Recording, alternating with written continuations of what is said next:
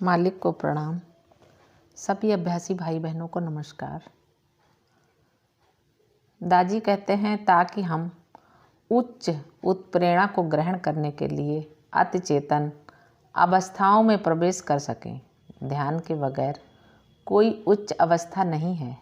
हम समाज के अन्य सदस्यों के जैसे सामान्य जीवन व्यतीत कर सकते हैं जिसमें कुछ भी गलत नहीं है, लेकिन अगर हमें उच्चतर आयामों में प्रवेश करना है तो ध्यान जरूरी है। अपने अवचेतन मन से अतः प्रेरणा तक पहुँचने हेतु हमारे पास योग निद्रा के माध्यम से गहराई में जाने के लिए निर्धारित पद्धति है। जैसे हमारी शाम की सफाई हमें प्रार्थना में 10वें उसूल के लिए तैयार करती है। जब हम ईश्वर से प्रार्थना करते हैं, हे ईश्वर, जो मैंने आज गलत कार्य किए हैं उनके लिए मुझे क्षमा करें और मैं इन्हें दोबारा नहीं करूँगा। इस प्रकार हम विनम्रता पैदा करना आरंभ करते हैं। ये केवल विवेक है जब हम अपने आप को ईश्वर से जोड़ लेते हैं और कहते हैं कि ये गलतियां हम दोबारा नहीं करेंगे। ये सद्बुद्धि की निशानी है। इसके बाद हम प्रार्थना के अर्थ पर चिंतन करते हैं, आंतरिक रूप से ईश्वर से जुड़कर सो जाते हैं। इस प्रकार नींद के दौरान भी हम उनसे जुड़े हुए रहते हैं और किसी प्रकार हम अवचेतन मन से पोषित होते हैं। तो ध्यान के माध्यम से हम अपने अवचेतना को विस्तृत करते हैं और योग निद्रा के माध्यम से हम अपने अवचेतन मन की गहराई में उतर सकते हैं। इस प्रकार हम अपनी उपलब्ध चेतना को विस्तृत करते हैं। कहते हैं विकास क्या है? नई स्थितियों को पूर्ण निपुणता के साथ अपनाना विकास है। धर्म के नाम पर बनाए गए रिवाजों का असली उद्देश्य जाने एवं उनका आदर करें। दाजी ने गांव के लोगों के बारे में बताया जो बहुत ही सरल होते हैं और अभी भी धार्मिक रिवाजों के महत्व को समझे बिना उन्हें करना जारी रखते हैं। हम जैसे पढ़े लिखे लोगों ने भी धार्मिक कर्मकांड के वास्तविक और गहन अर्थ को जाने बिना, उनके पीछे निहित उद्देश्य को जाने बिना यह सोचकर त्याग दिया है कि वे व्यर्थ हैं। उन्होंने समझाया कि हमारे पूर्वजों ने लोगों की भलाई के लिए उन्हें बनाया था और हर एक के पीछे वैज्ञानिक कारण हुआ करता था। उन्होंने एकादशी का उदाहरण देते हुए समझाया कि हमारे पूर्वजों ने इस व्रत की खोज क्यों की थी। पूर्णमासी के दिन ज्वार भाटा पूरी उग्रता के साथ उठता है और सागर भी ऊपर उठता है। चूँकि हमारा शरीर 80% पानी से बना है, इस पर भी पूर्णमासी का असर होता है और चंद्रमा के चक्र के 8वें दिन से हमारा रक्तचाप बढ़ने लगता है। तो इसे संतुलन में लाने के लिए उतरते और चढ़ते चांद के 11वें दिन यानी एकादशी के दिन व्रत करने का सुझाव दिया गया है ताकि हमारे शरीर पर होने वाले चंद्रमा के असर को नगाड़ किया जाए। इसके महत्व को जानने के लिए व्यक्ति को ज्योतिष शास्त्र जानना होगा। पूर्णमासी के दिन कुछ लोग पागल हो जाते हैं, कुछ लोग हिंसक और कुछ उल्लासमय हो जाते हैं। ये भी तांत्रिका संचारक पर चंद्रमा के सीधे असर के कारण होता है। यह मूड और समझ को बदल देता है। इसलिए हमारे पूर्वजों ने हमारे अच्छे स्वास्थ्य के लिए धर्म के नाम पर कुछ नियम बनाए थे। हमें उनका आदर करना चाहिए और उनके पीछे के कारणों को समझना चाहिए। मालिक कहते हैं हम प्रार्थना क्यों करते हैं? धरती दुनियावी जीवन को सहारा देती है। धर्म का काम पवित्रता बनाकर रखना है, अर्थ का काम हमें जरूर संसाधन देना है और काम हमें शारीरिक इच्छाएं पूरी करने में मदद करता है। ताकि जीवन चलता रहे तो इन सभी को पूर्ण किया जाना है और इसके साथ ही मोक्ष भी है। धर्मपरायण जीवन जीने और स्वयं के प्रति अपने कर्तव्यों को पूरा करने के लिए इन चारों को यानी धर्म, अर्थ, काम, मोक्ष को पूर्ण करना जरूरी है। अगर आपने अन्य तीन पूरे किए और मोक्ष को नहीं तो जीवन खाली रह जाता है। आप आए और खाली हाथ चले गए, फिर क्या? तो हमारे पूर्वज हमसे कहते हैं कि पहले तीनों को पाओ, लेकिन मोक्ष की तैयारी भी करो।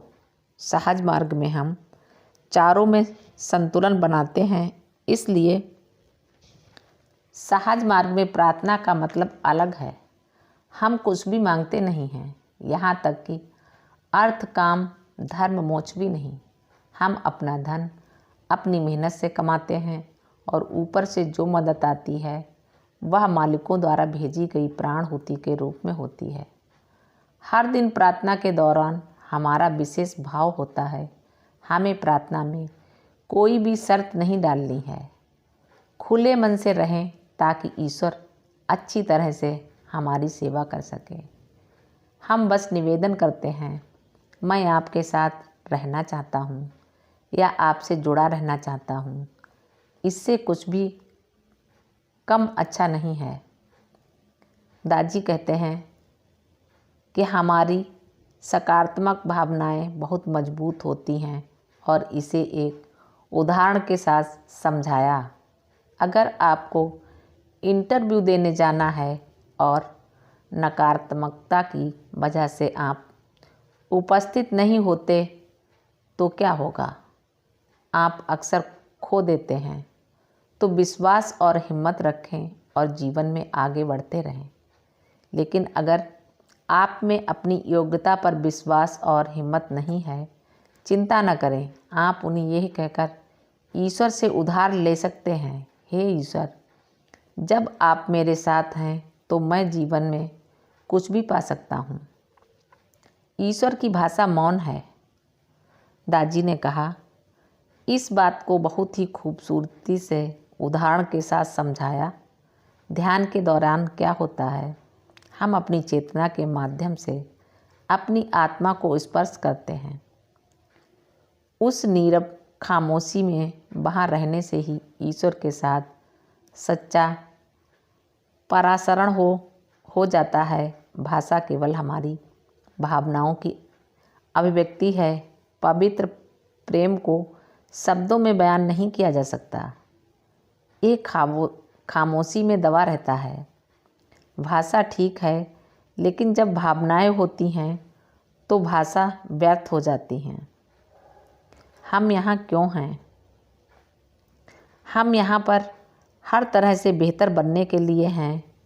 दादी ने समझाया कि कैसे ब्रह्मांड की शुरुआत केवल एक विचार से, संकल्प से हुई। महाविस्फोटक और पूरा ब्रह्मांड प्रकट हुआ।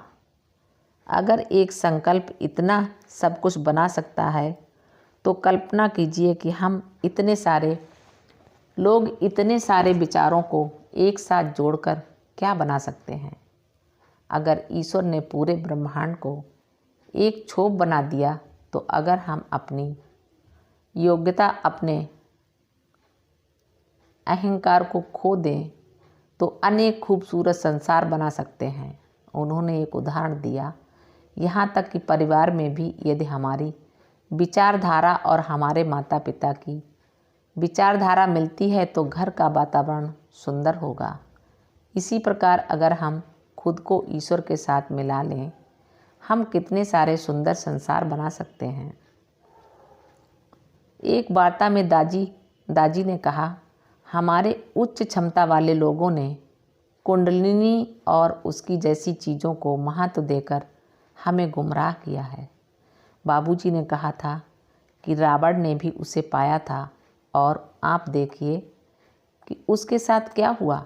तो आइए हम अपना ध्यान प्रकृति के शक्तियों को नियंत्रित करने में नहीं बल्कि अपने मन को नियंत्रित करने में लगाएं।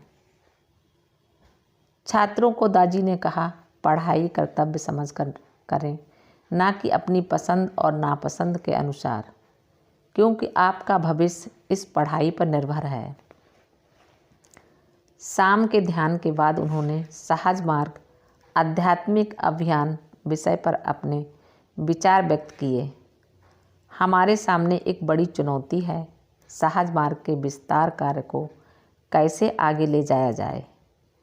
एक तरह से हम दिल से चाहते हैं कि यह हो भी रहा है, और दूसरी ओर जब 10 स्कूल सहज मार्ग ध्यान का अनुभव करने के लिए हार्टफुलनेस कार्यक्रम चलाते हैं, तो क्या हम इसे कार्यान्वित करने के लिए तैयार हैं? ये केवल भारत में ही नहीं हो रहा। उदाहरण के लिए अफ्रीका के तट से दूर मंडागर स्कॉर नामक एक द्वीप पर कुछ 100 स्कूल हैं, जहां वे लोग अपने छात्रों के लिए हमारे हार्टफुलनेस कार्यक्रम को करवाना चाहते हैं। 18,000 छात्र इस कार्यक्रम में भाग लेंगे, लेकिन हमारे पास इस कार्यक्रम को करवाने एवं बाद में उनके फॉलो अप के लिए 100 प्रशिक्षक भी नहीं हैं। हमारे सामने यह एक बड़ी चुनौती है। हम ऐसे निष्ठावान अभ्यासियों को ढूंढ रहे हैं जो इस अभियान को आगे ले जाएंगे। हमें वे अभ्यासी नहीं चाहिए जिनके पास केवल मिशन के बैंड तथा ID कार्ड हैं।